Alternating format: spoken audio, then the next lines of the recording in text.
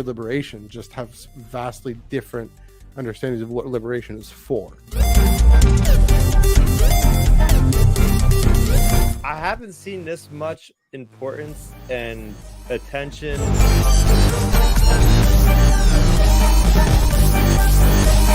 The story itself is a really wonderful, really great setup. Tractor beam has been engaged. Hello, everyone. Welcome to the Tractor Beam Comics Reviews, your one-stop shop for in-depth commentary and discussion on what would be this week's Star Wars comics.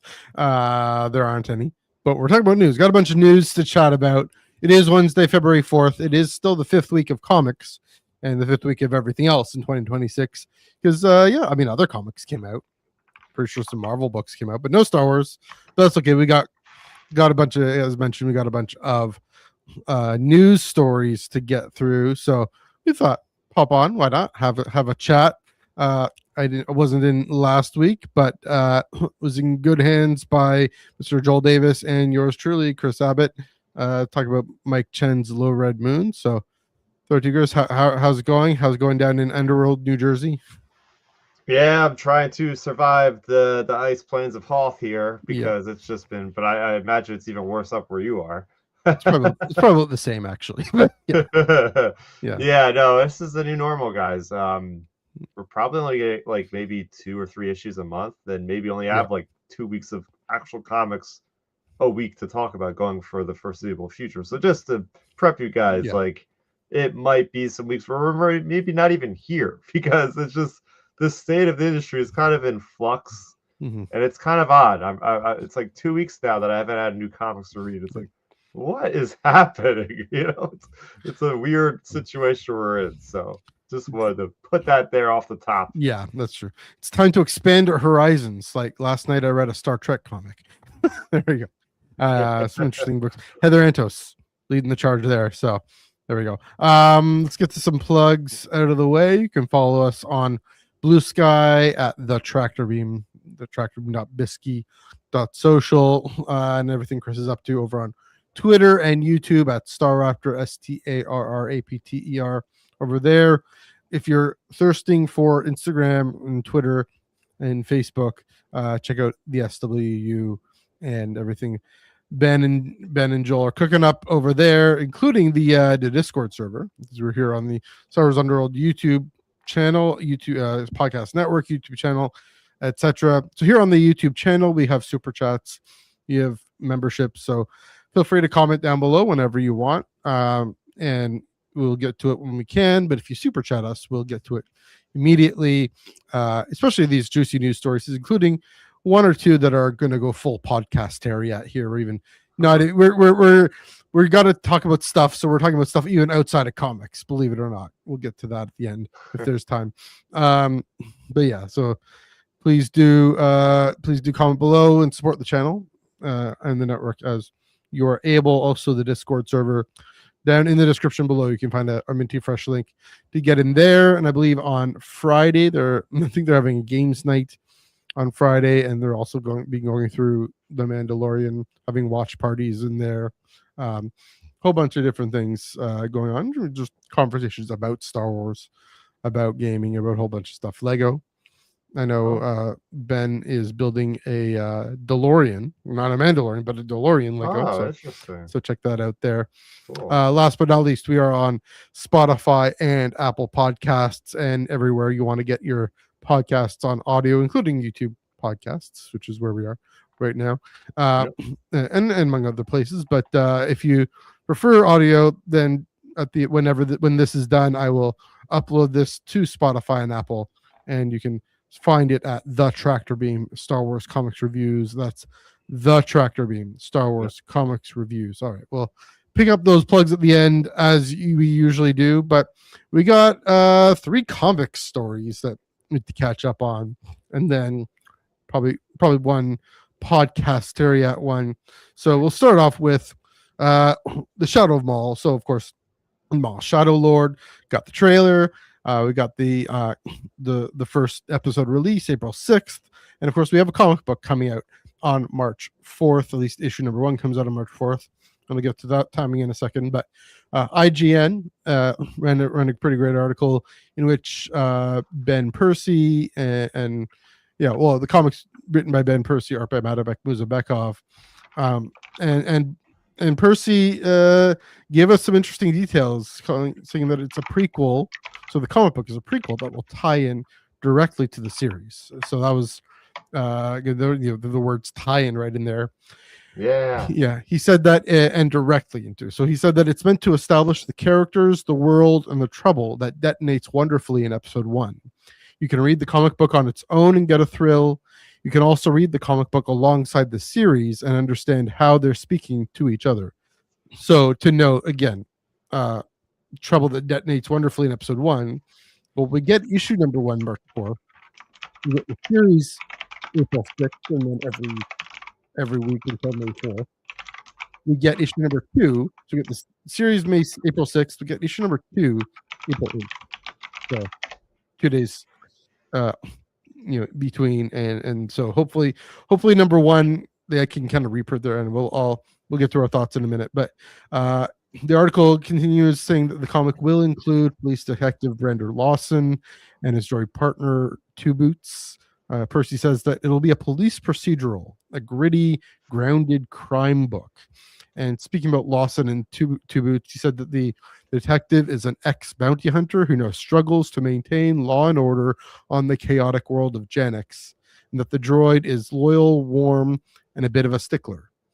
And regarding the titular character, our favorite artist formerly known as Darth Maul, all Percy could say is that he's got an axe or a double-sided lightsaber to grind, and folks on Gen X are in his crosshairs. So again, the thing that really jumps out is just the closeness this has to the series. It is a true tie-in, literally. Just the words, and it's meant to really, like I said, establish the characters and tone. I'm really intrigued by how the experience will be of reading this issue number 1 March 4th, sure, watching episode 1 Monday April 6th, and then actually, I mean, those of us who get advanced copies will actually get probably get the issue before the series. No, maybe not, same day at least. But then folks going to their local comic book shop, getting it 2 days later on April 8th. So I'm gonna probably do that. I'm probably gonna wait to read issue number 2 till after I've seen the first episode. Just, you think something's gonna get given away? Not necessarily, but I think more in terms of the feel and the vibe. Clearly, the issues are planned around I not clearly. I mean, I can see how the issues planned kind of around the episode release a little bit. Here's my theory. Marvel has nothing, as we've seen. Marvel's got nothing. If they had, let's say if they had this conspiracy theory time, if they had 4 other ongoing series right now that were not ending, I could see them maybe actually like doing weekly releases of this one in March to get it all out before the actual series. Because if it's a prequel series, like why are you only gonna have 1 issue out and then still have the other ones? Like, it would make more sense just to like binge it, like have it all come out on a week to week, because they've done that before with other comics. Like the Battle of Jakku, there were some weeks where we had back-to-back weeks of issues and stuff like that. So it's not unprecedented that they've done that. I think Marvel's just in a bind. They're like, all right, let's just do this so we can get people to keep buying Star Wars comics monthly, because we got nothing else, unfortunately. Just for Star Wars, yeah. I mean, you're right, obviously, but I at least want to say in terms of, well, the fact that they've decided, okay, the beginning of the month, the first week of the month, to line it up, at least maybe. This is what I mean, maybe for issue number 2. I don't know, if anything, to say, oh, this episode number 1, it's come out, and people are kind of, and the buzz and the excitement about it. So that issue number 2 is right there. Now, of course, it was later in the month, than it would have been episode 3 or 4. Fair enough, but it's fascinating just how close the 2 are in terms of episode 1 and then issue 2. So Yeah, and then we got a whole month between issue number 1 and episode 1. So, yeah, the question then, of course, what the relationship is. I mean, it is kind of funny. He says you can read the comic book on its own. If anyone's going to be reading this comic book, they're also going to be watching the show. That's pretty clear. But it's good to know that that's the thing with tie-ins, and that's the struggle with tie-ins is, do they stand on their own as actual stories? They have to, in order to really justify their existence as greenlit stories here. And so it's hopeful. I mean, clearly Percy wants to say this, but hopeful that that comes out and that pays out is the word bears out is the word I'm looking for. Yeah, I'd be just curious to see again how it lines up. Not how it lines up. It's going to line up continuity wise, but the the feel of it and the actual story, how it relates to the show. And we'll definitely have things to talk about on that score. So I'll throw this more to you, Chris. What do you think of just the whole tone of this, the character, the police procedural, and the fact of a tie-in? Yeah, I love the idea that I think even, I don't know if the word Andor was thrown in the mix there with like, hey, current times of Star Wars storytelling, unlike the other stuff. This is like Andor because it's gritty, it's dark, and it's realism above a lot of other things. So that automatically entices me as somebody who very much was a lover of Andor, going, yeah, I like the moment when in the first episode of Andor where he's on the one planet, I forget, it's something with an M, I believe, in the corporate district of the galaxy, and it's all like that Blade Runner feel, and that's what I'm already getting from the trailer, from what we've seen from the comic book images and different things. It's like, okay, this looks to definitely scratch that itch. It's perfect with Darth Maul, because Darth Maul always has that vibe as a criminal. This would be the environment he would be going around in, dealing with the underbelly. This is what it looks like. It looks like a level 1313, but it is Janix. It is a brand new location. So with that, I'm also really excited to see how much they world build with this specific world. Yeah. What are its local economies? What are its people like? What's the culture like? I really hope that we get to see a lot of what makes this planet so special. Why isn't this just Coruscant? Why do we have to make a new planet? What separates this from all the other megalopolises, or what is it called? Ecumenopolis, in the galaxy. Like, we have Narshada. How is this different from Narshada? Which is how is that different from Hosnian Prime? I think it might be one.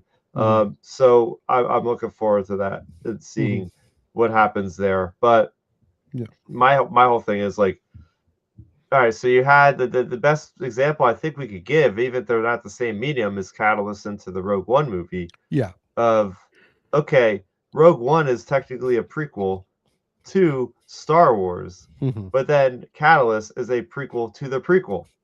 So there we go, the same thing again in a way. It's like, okay, this is a prequel to this story, which takes place before Solo, which takes place before Rebels, where we see Maul's demise. And that's the thing. It's like, how much of this seems like it's going to be very important, like a very important comic, probably the most important comic that maybe we'll all have read in several years' time. That is going to be so closely connected to everything, because I was already on board with this miniseries, but then and we've seen the solicitation for this character named Brander Lawson and Two Boots already in the Marvel Reveal article. Right. And I was shocked when on StarWars.com they literally have those guys in animation. I thought in the Marvel miniseries these guys would be characters we would never think about again. Like, they wouldn't even show up. I thought that the whole point of this comic was to show this cop, and eventually by the end he gets killed by Maul. And that's like and we barely would see Maul or something in this comic. It'd be him investigating. But no, he's alive and well, obviously as a main character. Brander Lawson and Two Boots are main characters in the show. So just like how Catalyst was like, hey, you want to know about Galen Erso and Orson Krennic?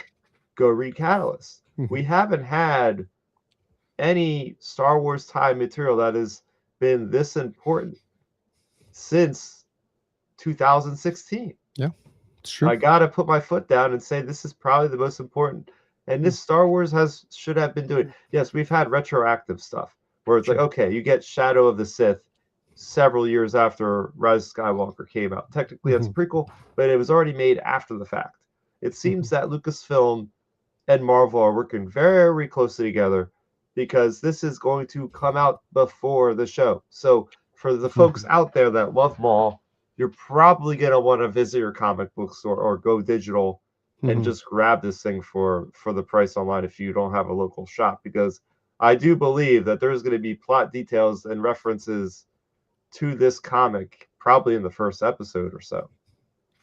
I hope so. I mean, that's again high praise, first of all, to say Catalyst. I mean, the ties to Catalyst, because Catalyst is, sorry, about to sneeze. Sorry, everyone. There we go. Catalyst, I mean, that is probably the best tie-in novel we've gotten. Yeah, so this, is it going to be that important? Maybe I could see it being in terms of, like screen connected of something that's come before. It's more explicitly a tie-in.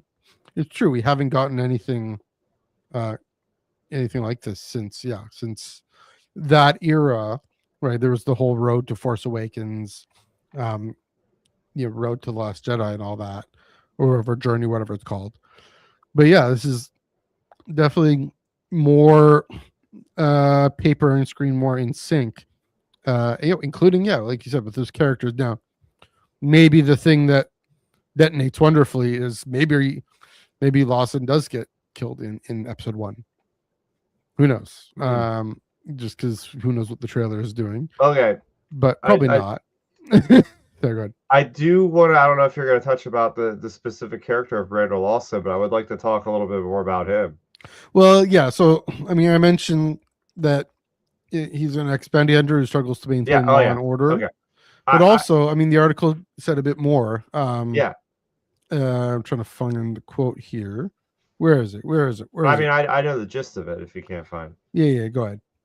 The fact that we're already getting layers to this character that we haven't even met yet that make it seem like this guy's going to stick around, or at least there's going to be very good stakes to the story. The fact that he was a bounty hunter and now he is a single dad. Yeah. That automatically sets us a level high. It's just not some random cop like this. We're gonna care about this character. We're gonna want to see him live. We're gonna want to see, because like he was, I think it's even explained, like he's turning a new page. Like bounty hunter, I guess he was like more of a bad dude, and now he is like trying to go the straight route because he has a kid. So I could appreciate that. Like he's changing as a man. He is trying to do better by his child, and he's the sole supporter of this child. So he's got to do what he's got to do. And, the idea is, we're going to care about this character, I feel like. Yeah, it says he's, you mentioned single dad, doing the best he can. This is Benjamin Percy telling us about this is wild. The comic book author is telling us details about a character that we're going to see on screen. Like he has the information to write, enough information to write this prequel story. Single dad, as you mentioned, he's doing the best he can in a lawless territory. Yep. He's a good man who pushes limits and breaks rules. Which is because so it sounds almost like also some desperation there. He is a cop. He's a police authority, so that means he's connected to the Empire in some way. He effectively, I mean, you can say he's just like the Corpos in Andor, but way more sympathetic. Like you're saying, he's a sympathetic Imperial, if you will. Yeah, there it is saying also, speaking of Andor, just like Project of Andor, or fans of projects like Andor, this role, just talking about Janix, carries a similarly dark and gritty vibe. Yeah, so that kind of thing. Again, Nar Shaddaa, but also you said Blade Runner. Last thought, I know I'm jumping a little bit around here, but the thought about Lawson. In Jedi Survivor, that Cal's buddy he meets up with back and forth. I forget his name.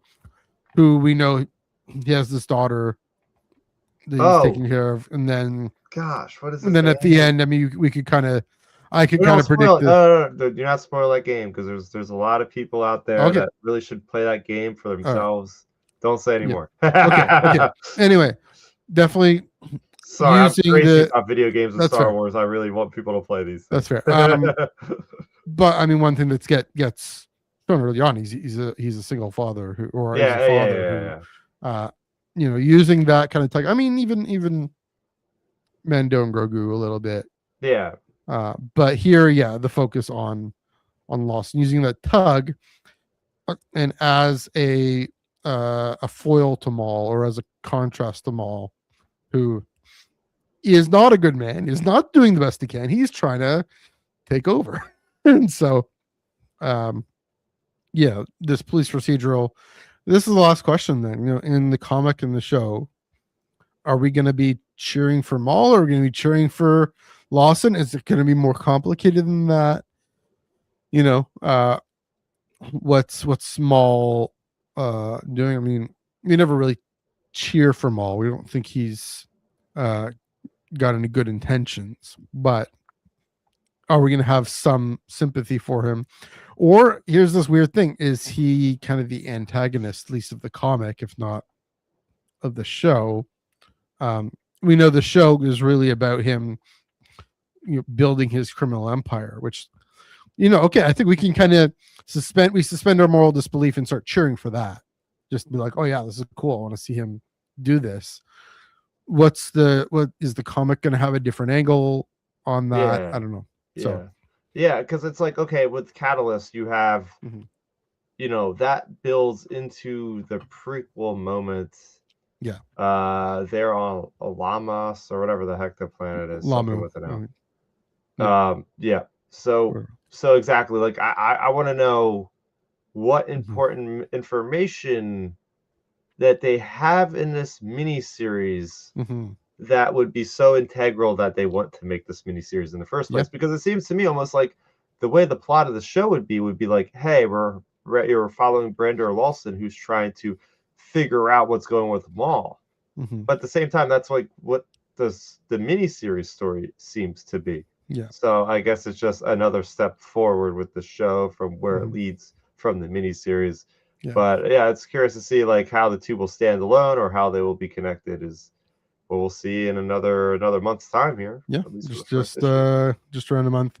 Last bit of timing. So just thinking about this, just playing it out. So just say it's a monthly release, right? We know that the show ends May 4th, which means that the issue number 3 will probably be May 6th or whatever close to Wednesday we'll is there. Most of the series out by the time. And then there's June and July for issues 4 and 5. So here we go. I just want to Derek Chu. I don't know. I don't know if this is the direct cover by Derek Chu, but there's some great covers there that I had before. So fun times. All right. Any last thoughts on this one before we move on to our next news story? No, I'm just excited for the character of Devin. I'm looking forward to another Order 66 survivor. I don't think we'll see her in the miniseries comics, but definitely a very cool character that I'm already intrigued by. There we go. All right. Next one. There's a new player in the Tatooine sandbox. That's right. StarWars.com announced that Mad Cave Studios and their Young Readers imprint Paper Cuts are releasing 2 graphic novels this fall. We have release dates and everything for them. We're going to get to that might be important in a bit. But first one will be Smugglers and Scoundrels. Let's bring this graphic up here. Some pretty cool images there. Smugglers and Scoundrels. This is from StarWars.com. This is that header image. There we go. So Smugglers and Scoundrels, The Race for Jabba's Bounty. This is written by Kevin Scott and art by Christian Colbert or who knows what. That's available September 15th. And description there. Notorious crime boss Jabba the Hutt has lost a precious family heirloom, and he knows just the scoundrels who can help him get it back. race to the finish line with some of the galaxy's most infamous rascals and see who will get their hands on the treasure first. Will it be Han Solo and Chewbacca aboard the trusty Millennium Falcon, or Han's old rival, everyone's favorite fast-talking Leppy, Jackson T. Temporaki, and his lucky rabbit's foot? Or will it be Boba Fett, Greedo, and another competitor who takes the crown? Usual suspects there, except for Leppy. We'll talk about him in a second. Also, Tales from the Outer Rim, Legend of Beggar's Canyon, written by Greg Pak, art by Brent Spoonover, available October 13th. Encounter Woprats, T-16s, crate dragons, and more in this action-packed adventure. Like most kids his age, Luke Skywalker longs for adventure, but growing up on the distant desert planet of Tatooine, he feels more than a little stuck. And with Luke's best friend, Biggs Darklighter, already dreaming about leaving to enroll in Starfleet Academy, the Imperial Academy. Sorry, got that TV show on the brain. Luke feels like he's sinking into the Sarlacc pit. Not literally. So he decides it's time to embark on an unforgettable summer adventure of his own and brave the legendary Beggar's Canyon. So first of all, let's talk about the actual stories themselves. I love Kevin. Can't help but bring Leppy into a book. That's always fun. And then no, it's not ever fun. I hate it. No, it's always funny that he's just bringing. I think he mentioned, first of all, this is going to be the first time Leppy. They're going to talk about the first time Leppy met Han, because apparently he's also his old rival.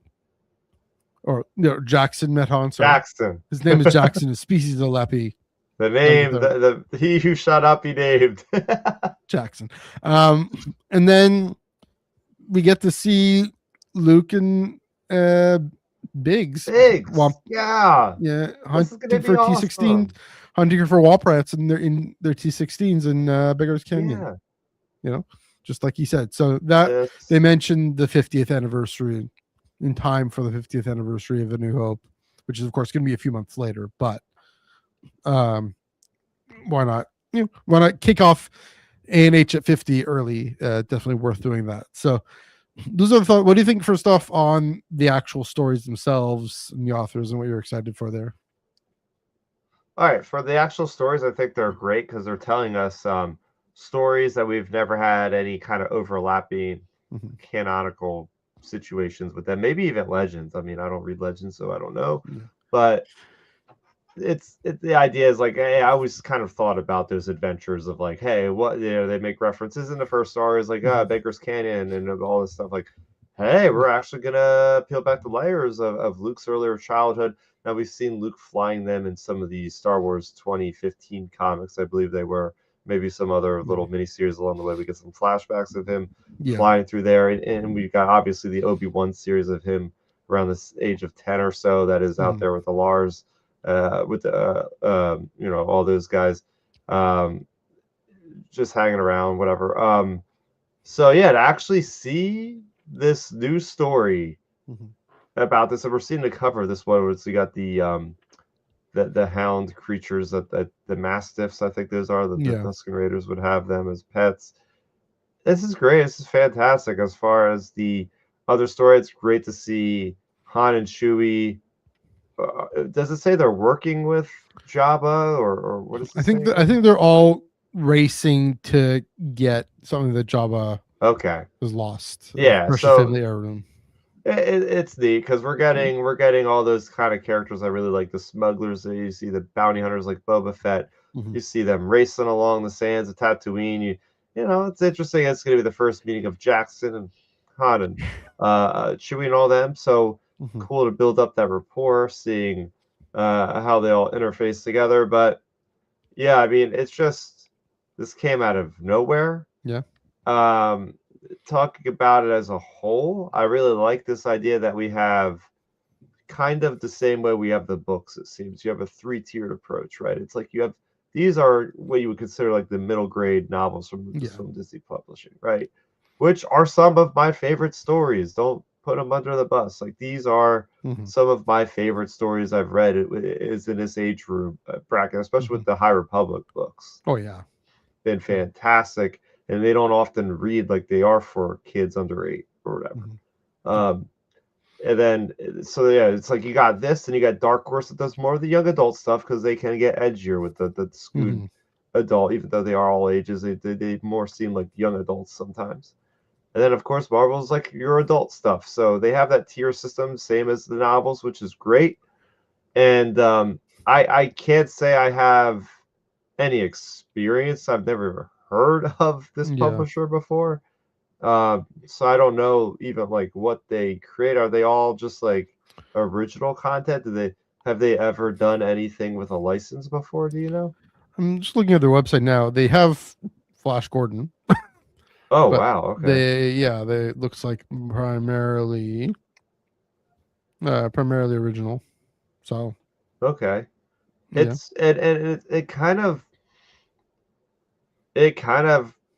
makes not really like I don't know if this is the right term. Like it makes fun a little bit of what Dark Horse has done. I think you mentioned it. Like their original graphic novels are horrendous with the timing. Like why are these things taking over a year each? There's no original graphic novels plural.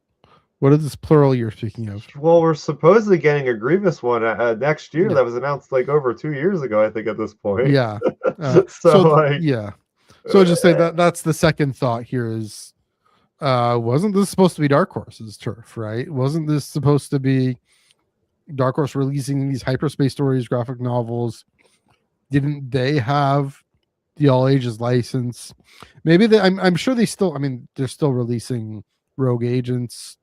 Although the High Republic Adventures book, the Phase More book, got moved again.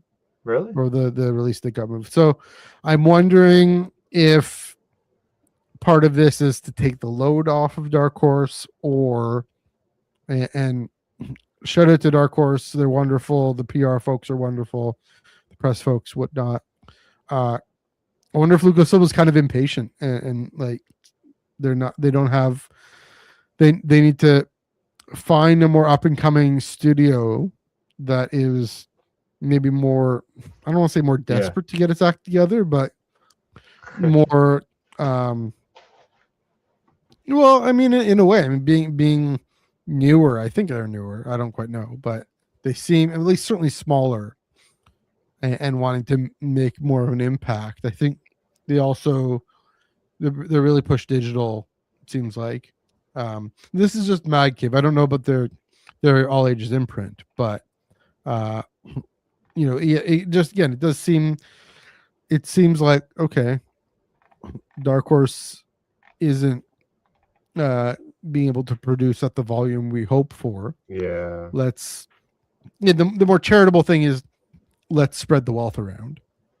The more kind of cynical thing is, can we really trust Dark Horse with this license? And again, I'm loving the Bad Batch books. I'm loving what they actually do release. It's just that it seems that their release dates keep getting moved around and whatnot. So it's a good question. I don't know if you have any thoughts on all that or responses. No, I think that this should be great. I mean, more Star Wars comics, and I was looking into the article for specific wording, and I think like the sub headline was comics and original graphic novels, and so far they haven't announced like monthly comics. I'm wondering if they are just going to be focusing on these like one shot, like you get the entire book and story comprised all in this one book. And if that's the case, like how frequently are we getting these? I know we're getting them this fall, but like can we expect them like one a quarter or 2 or 3 a year? Like I want to know what the end game, the release schedule kind of what this is. Yeah, it's a good question. I mean, maybe this could be just a test run of different things. Just to see how they work together, how Lucasfilm and Paper Cuts or Mad Cave works together. I mean, we have these release dates in stone. It looks to me, I'm trying to see. I'm also now on Paper Cuts website. They have Smurfs archives. They've Sword in the Stone. So they have Paper Cuts has some other Disney and Disney connected. I believe Smurfs is sort of the stone. That's Disney, right? Yeah. Loud House. So kind of these animated kids shows that they've able to build up a good library about. So yeah, I don't know. I'm trying to see. It's a volume 1. Why are there different prices? Maybe because one's digital. Oh, I see. Yeah, and they all seem to be graphic novels. I mean, they're probably not going to take that long, certainly for you and me to read, but probably meant for go on a road trip. I might get a copy for my niece and say, here, enjoy really. this too. When you're going on a road trip, just out in the prairies, the distances are a lot longer. Anyway, go on a road trip. Here's something to read, to look at, and they can occupy them for a bit. So I really like the artwork. I'll comment on that from what we can see here. It's just like it really has that really fun young vibe to it. That is very colorful, very highly stylized, and it's like that kind of in between a Disney and I don't know, like a Pixar look. It's nice. I like that. It's definitely leaning into kind of as if this were. I mean, it'd be cool if this were a new animated show, a cartoon, like the Saturday morning cartoon vibe. Definitely going for that. I know. I mean, Kevin's written all ages. I don't know if Greg has. All we know in Star Wars is written the Vader run, but Kevin's written. So yeah, I mean, interesting to see what he does with this classic story, or the classic backstory with classic characters. And both set on Tatooine, which is interesting. Maybe around the same time. Oh yeah. I mean, that's also probably part of the A New Hope at 50 thing, but why not start at a familiar location and with familiar characters there? Yeah. Any more thoughts? Nope. All right. So last comics news story, which is sort of a news story. Oh, I should get that off there. So with Charles, all his emotion is the future. Maybe not for him. He probably, I'm sure he has plans. He has ideas what he's doing, but his latest newsletter has hinted at what's to come, at least for us in our perspective. His latest newsletter was pretty interesting. Pretty interesting comics, juicy comics news.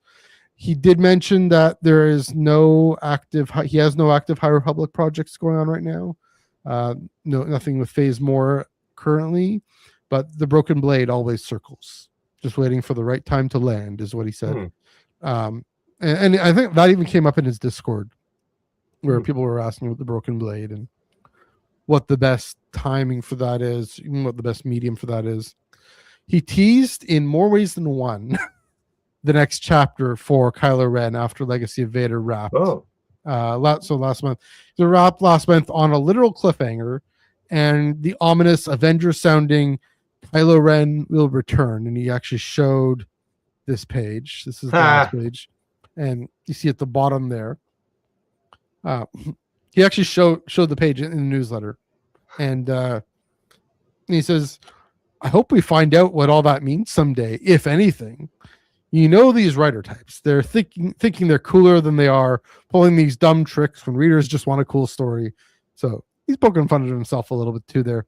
He also mentioned that, reminded us, who collected the collected edition of volume 1 of Legacy of Vader is selling really well.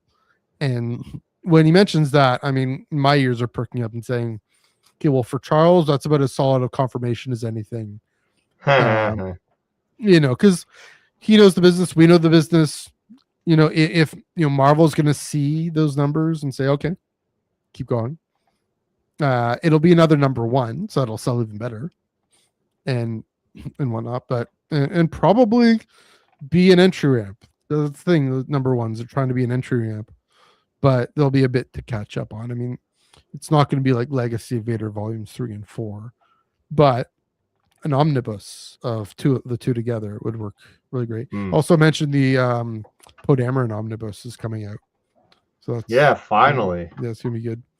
Yeah, finally with that more one. sequel stuff. Oh, sorry, I should keep that up there.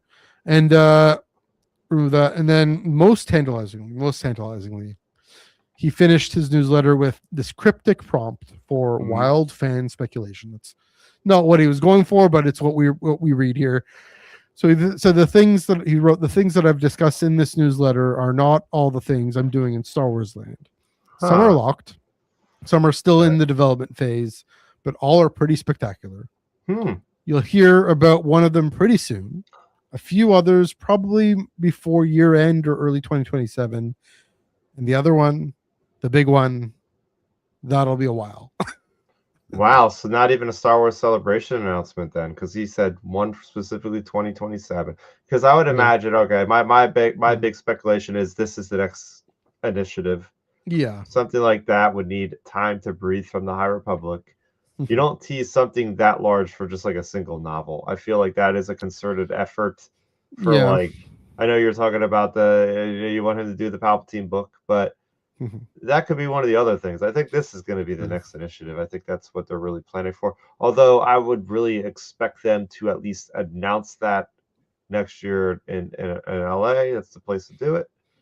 But yeah, as for the other things, I think like the thing he'll announce next is going to be the continuation of Kylo Ren. It's hot off the heels of the good sales. They'll just announce that now, get it over with. We know he's been writing it anyway because he's been making those little anecdotes and stuff while he's been what does Kylo Ren do in this situation, like tweets like that or whatever. So yeah, I think that's that. But what's your take on it? So the only thing with the whole two things about a publishing initiative is, I mean, High Republic just finished essentially, right? It was a few months ago. It was half a year ago, but still, that's still not that long given how big High Republic was. So yeah, I can get that it's in development. The next thing is in development. I mean, I'd love it if Charles was part of it, but he was so part of High Republic that maybe he wants to step away, or maybe another set of voices might. But here's the better. thing: you got to realize too that he is the chief creative, or he's a creative consultant. Yeah. So I feel like if they are doing an initiative, he's got to definitely have some sort of say in it. Yeah, I mean, on that role, so he's gonna have. Yeah. And as the person that does most of the written work in Star Wars at this point, I think it's safe to say, like, even if he's not directly involved with like writing the stories, like they're gonna call him up, and he's gonna be part of those meetings of how to at least like get these other writers to like think of stuff, maybe. Like, I mean, like Filoni with Bad Batch, or exactly, or Maul Shadow Lord that's coming out. That show that's coming out in a month. Maybe something like that. Yeah, for sure. But or maybe I'm wrong. Maybe he's spearheading this, and I wouldn't complain. That being said, I mean, the only reason I'm just like, is there just the last year, especially with comics, as you mentioned off the top, but even with novels, there's some great novels coming out this year, but there's not that many. And so, what's happening? What's the future? We know Marvel isn't taking big swings. Is Random House Worlds are they taking big swings? Maybe. Is Lucasfilm taking big swings right now? I don't know. We'll get into some of that in a minute, but certainly with comics, it's just making me wonder, right? Is there the risk? Is there the willingness to take such a leap, just like they did with High Republic? Now, we're going to talk about the leadership transition in Lucasfilm. I mean, something as big as High Republic, that at least has to be something Kathleen Kennedy had to say, okay, green light that. The books and whatnot. She's like, okay, great, sure, story group, you know what you're doing. Yeah. So that might be, leaving that for the next, for speaking of Filoni and Brennan. But yeah, again, I don't know. My feeling is I'll believe it when I see it, when it's something that big and that ambitious coming from Lucasfilm, at least in publishing. because we don't even know what the films are doing. Again, leadership transition possibly, but yeah, it's that's why I'm cautious about something that big. We've been clamoring for this Palpatine book for a while. He's been like, yeah, I really want to write this Palpatine thing. It's been enough time since Darth Plagueis. So what would you think that would be based on exactly? Would it be like his entire life? Are they gonna actually, is Lucasfilm actually gonna let him, like, because if he's gonna do a Palpatine novel, I don't want no book like set between freaking Revenge of the Sith and the new. I want them to go to him in freaking college, university. Yeah, like, for sure. Well, that's what it was, young Palpatine. Oh, really? Okay. Yeah, I'm pretty sure that was his pitch. At least that's it. Right. That could be a Mandela effect thing. Yeah. If that's the case, dude, this has the potential to be the highest selling Star Wars book in years. Yeah. Because I could go tell my coworker at work who doesn't read Star Wars books anymore, but I bet he would pick that book up because he would go, wait, what? Because that would be a monumental time. We haven't even really touched that in Legends, I don't think. I mean, with Darth Plagueis, but like to go at like a biographical level of detail into his life and even like with Plagueis or something, if that was included in there, because now we know that they're not doing Accolade anymore. That's done. So they could now use Plagueis a little bit more freely, knowing that's never going to happen. So yeah, that could shake. You're right. That could be the big one, and it would certainly shake the entire foundation. It would get the mainstream Star Wars like viewers to pick up a Star Wars book. Put it that way. Yeah, I mean everyone loves a baddie, and peeling the layers a little bit. I mean that's the thing. So 2 thoughts about Darth Plagueis, the novel. The genius of it is it peeled away some of the layers without ruining the mystery and the menace. Right? He's able to balance that perfectly. Charles did that with Mark and Rowe. He did that. He's done that. He did it with the Vader perfectly in a comic book. So yeah, give us a young Palpatine. Also, like I was about to say, it's been 12 years since Darth Plagueis came out. Those of us who've read it have already read it years ago. I do think this was my thought just around the time of the Disney takeover, was leave that timeline alone because fans love it so much. Let's not retcon it and overwrite it. This one, I think would have to probably change some things and retcon some things.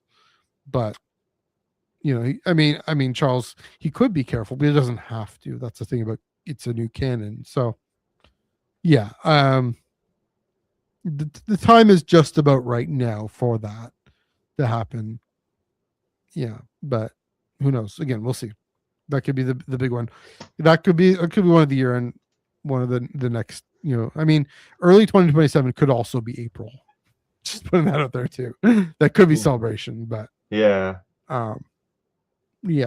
So that's my thought. But I'm happy to be wrong if that big one is the next publishing initiative. If it's Old Republic, something like that. But I don't know. I honestly don't know. If we start to see more ambitious swings in Lucasfilm Publishing, leading up to it. I mean, the Reign of the Empire trilogy, that's a pretty big one.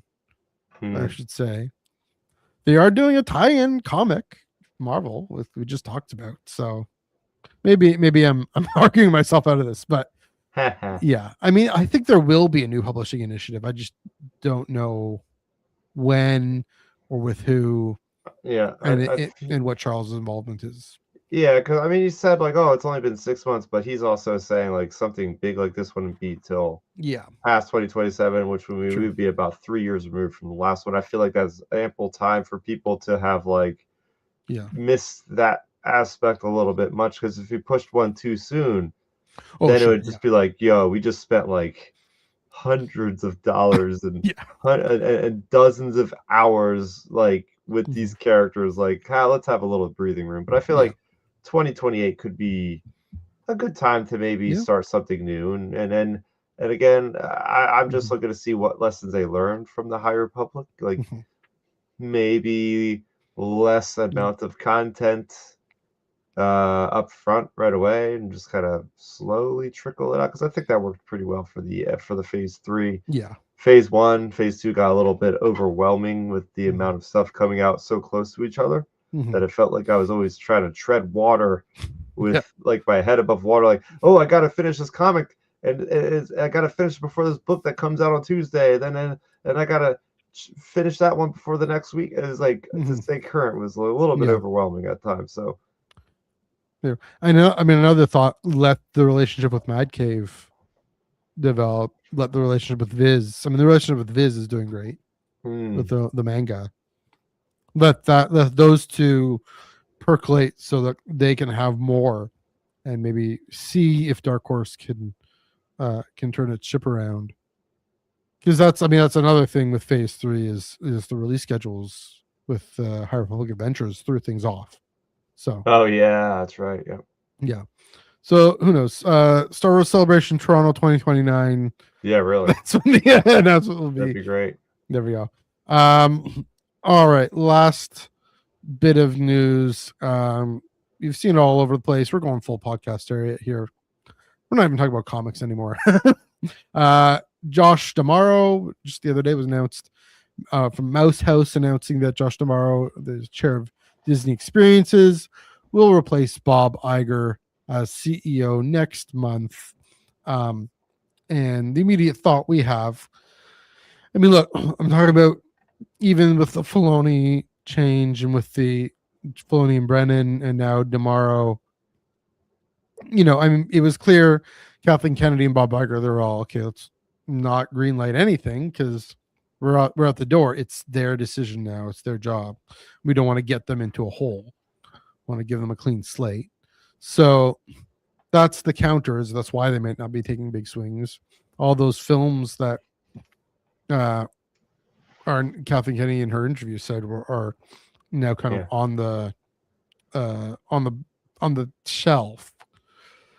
I read that as, okay, Brennan and Filoni, it's there for you to pick them off the shelf if you want or not. One of the things that got put on the shelf, speaking of Kylo Ren, is the Hunt for Ben Solo. And so I'm wondering, I mean, we've speculated this a lot. Dom has talked about this, what that means if it just wasn't greenlit because Iger knew he was at the door. And so I mean, I could see someone like Filoni and Brennan really going for a story like that. Well, I think it was water. What do you think that might mean for this story, this film, and for Star Wars projects generally? Go ahead if you have thoughts. Oh yeah, sure. Yeah. So yeah, I mean, this is, I would like to say this is good news, right? I mean, Bob Iger wasn't even supposed to be in this position, and I didn't know much about Bob Iger until Star Wars was announced to be part of Lucasfilm. That's what I was like, oh, that's who the CEO of Disney. I didn't care before that point. So I don't know. I don't really know about his track record before 2012 or whatever. But he seemed like a pretty good guy at the time, because I mean, obviously Star Wars was making him money, so he was just like greenlighting everything. It's like, oh, you want Rogue One? Go ahead. You want a solo movie? Go ahead. Oh, you want Star Wars on TV? Let's make Disney Plus. Like, he was in the good graces, I feel like, for most of us fans. Yeah. And then he retired for the first time, and then Chapek came in, and that's where, friction started to happen in him a little bit more. But then I feel like in Bob Iger's second reign, he's almost been the villain. Like, when he came back, it's almost seemed like he lost that goodwill for me. It seems like a lot of the decisions he made are just like negative decisions of like comments he made and just like this whole Hunt for Ben Solo. It's like, but now this makes a little bit more sense, like you said, with what you're, if he's out the door, this is what was happening with Kathleen Kennedy too. It's like, oh, Star Wars seems like it's kind of in a slower part right now, the last year or two. Yeah. Oh, it's because she was leaving. They have to worry about this more immediately than just the future. They got to worry about the successor. And I would like to hope to think that that might be why a lot of this stuff has been on ice. And I would like to know, I would like to see now, like, okay, you know, first week on the job in March, Josh D'Amaro is going to meet with Dave Filoni, and Dave Filoni is going to be like, look, I think you should really, you know, rethink your idea with this Hunt for Ben Solo. What do you think? And I would love to just like know that this thing gets revived because now there's new leadership in charge here, and maybe they have a different, obviously a different perspective of like, hey, maybe that will work. You know, look at since all that time, like there's people constantly buying billboards and doing this, and there's petitions with dozens of thousands of people signing them to get this thing made. Like, okay, maybe this guy is more fan oriented. Maybe, I don't know. Again, I don't know the research. I don't know anything about this guy either. So all I can say is I hope that he, really respects and listens to the fans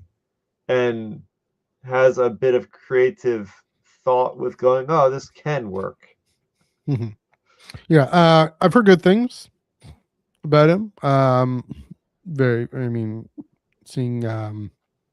Just seeing some good things of folks saying, oh yeah, he's a really, really nice guy, really kind, fan friendly. So nice. Maybe. And tomorrow, Linwin Brennan, I should get her name right. Here's the question coming back to paper, obviously Josh D'Amaro and Dave Filoni and Linwin Brennan aren't going to be reading Star Wars comics or have much to say, but much to do about it. Is there going to be a trickle down? Is there going to be kind of this overall momentum? Is, like you said, in this holding pattern, did that have a trickle down? Now, this overall momentum, because with organizations, I mean, you want synergy. You want,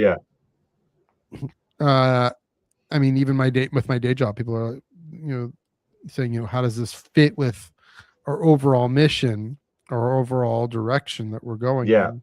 Yeah. And if you can't have an overall direction because you have an interim, and that's the thing, Kathleen Kennedy, she was effectively kind of her own interim for the last year. Which again, that's just how you end well and you wrap things up well. And credit to her for everything she's done. But yeah, so I mean, maybe kind of going back a bit to the Charles Soule conversation, the big one, the publishing initiative, and coming back to the days where there's 3-4 books a week, ongoing.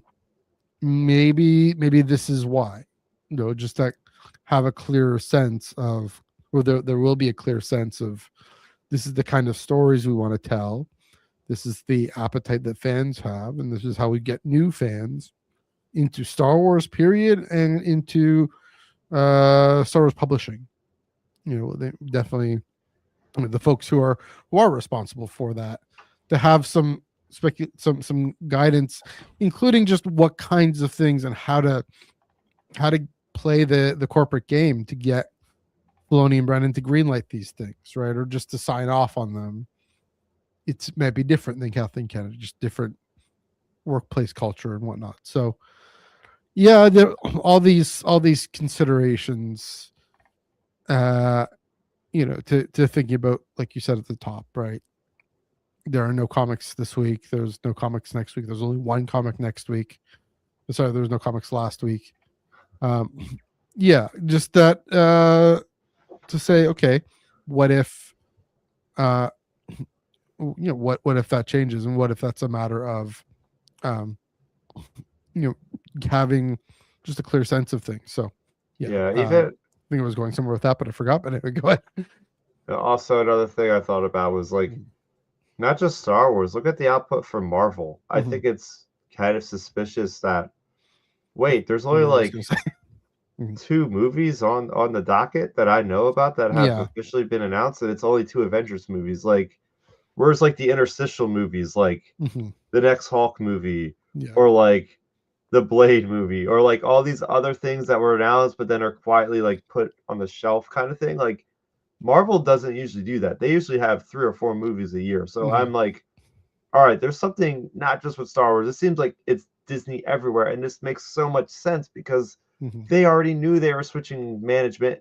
And why bother greenlighting all these things? Because the next guy can come in and say, no, we're not going to do that. We're not going to do that. So why put much effort into financing Mm-hmm. and organizing all these things if there's a chance it might not happen? So this might be a really good booming time come, the back half of 2026. We might be starting to see like Marvel making huge, awesome like X-Men movie announcements and like Star Wars getting these other movies we want to get made. It could be a really exciting time, especially with Celebration around the corner next year. Let's get all this stuff out of the way now, right? Let's get the Disney executive switched up. Let's get the Lucasfilm executive set up. So that way, when me and you are in that hall at the opening day of Celebration 2027, we're going to have the biggest announcements for the 50th anniversary of Star Wars. Because it's going to be like, all right, no holds bars. We're ready to announce everything for the next 10 years. Like, let's go all out. Let's swing really for the fences here. You're going to get that Avengers El Capitan event where we're getting 5, 6, 7 movies announced. I'm just going crazy right now.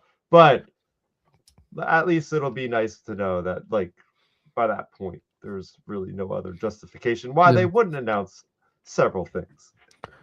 Except unless they're still cautious about, I mean, that's the thing. So there's also superhero fatigue.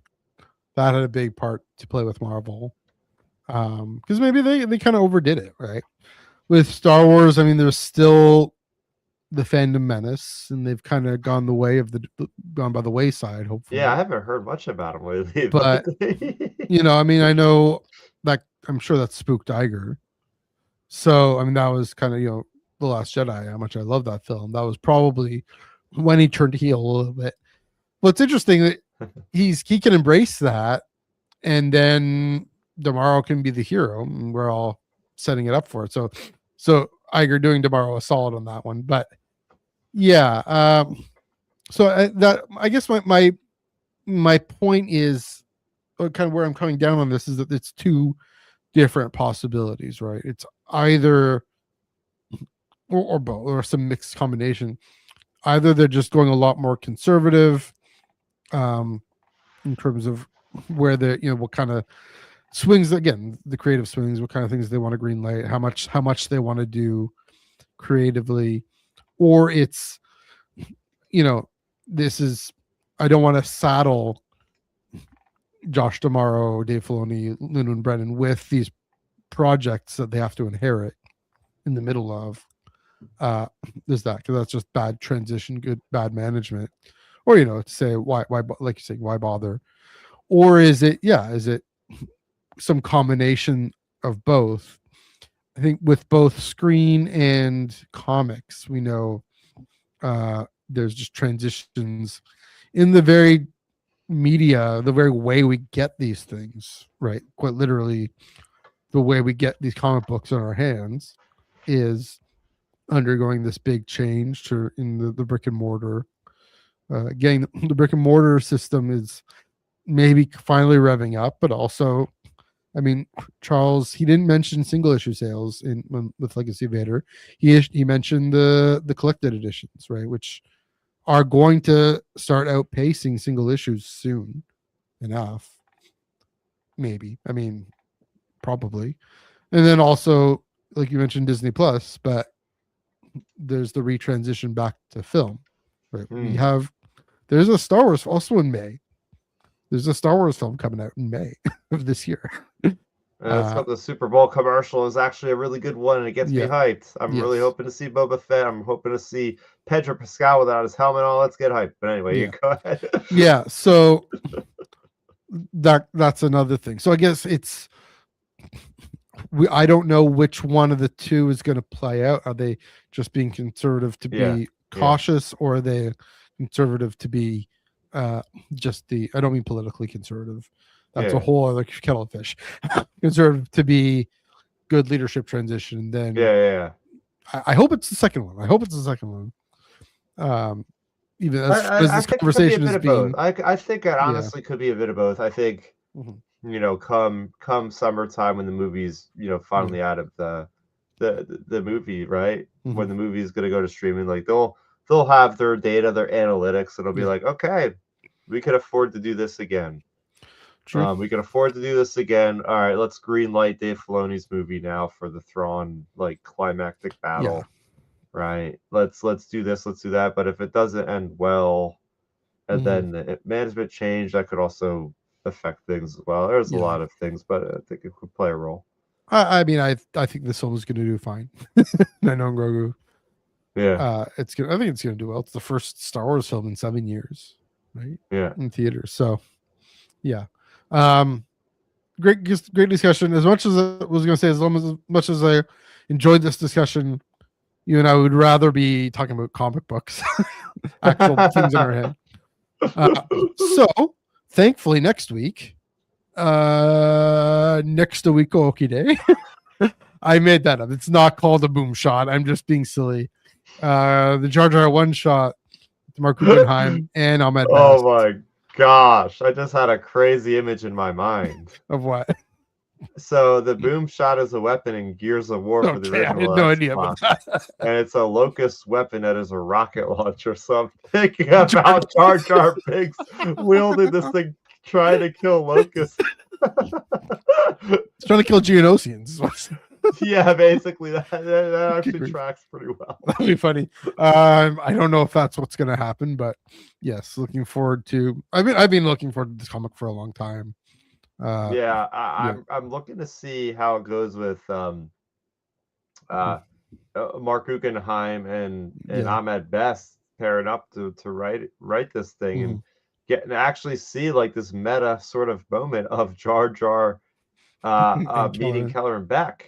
So wild. Supposedly, like in a Comic-Con panel that I wasn't even at, somebody had said on the panel that like this is maybe how Jar Jar helps out the rebellion or something like that. Maybe. I mean, we know Kelleran's one for saving Jedi, which may have something to do with him being connected to the rebellion. I can see Ahmed wanting Kelleran to be connected to the rebellion.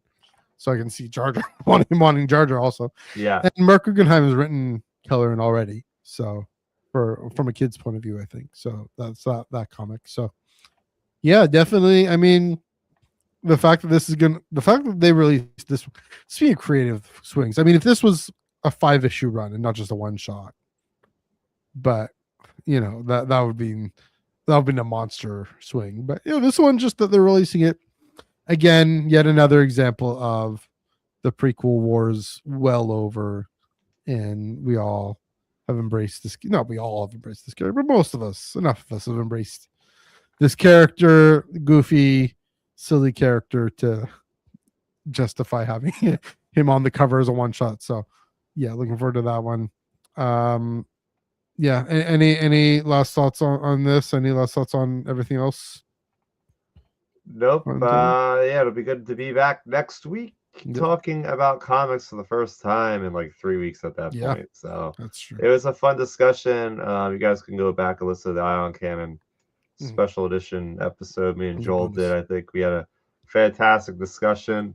We definitely had thoughts. We loved aspects of that book. We also didn't like aspects of that book for various reasons. So go ahead and listen to that. Especially if you're a fan of Star Wars Outlaws, you'll want to listen to it. So listen or watch. It's right here on the Underworld YouTube channel and on the Ion Cannon audio feeds. So check that out. Of course, happy belated book birthday to Mike Chen. Yes, talking about Outlaws, Low Red Moon, and then talking about all this new stuff tonight. This past Monday, what did we talk about? What did Joel and I talk about? We talked about my brain doesn't want to even remember. We're talking about Darth Maul.